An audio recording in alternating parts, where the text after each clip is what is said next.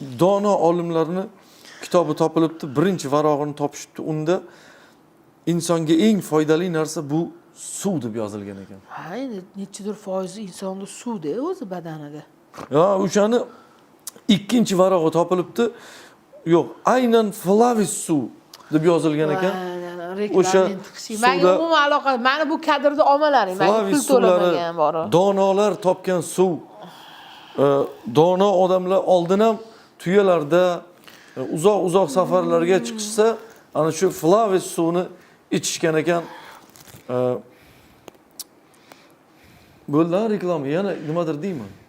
Anor suvlari va limonliklari bor buni. Zo'r suvlar juda ham foyda beradi. Mana Flavis reklama qildim, bo'ldi. Rahmat. Yo'q, anonsi bor ekan mana. Flavis suvlari ingliz tilida bilasizmi nima degan? Ha? Eng dietetический ozdiradigan yaxshi suv degani. Odamchi mana semiz bo'ladi deydi-yu, semiz a. U ham yuqqan. Mana masalan, o'sha Ahran degan oting nima sani? O'zingcha qilib qilding hozir. Nima oting sani? Jamshidmi? Xotining bormi?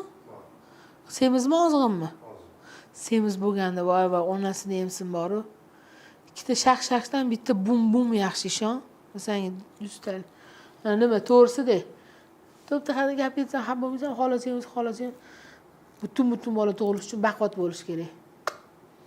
Xuddi shu gaplar yozilgan mana Flavis suvida. Bor suving. Ikkita shaq-shaqdan bitta bum yaxshi deb reklama qildim.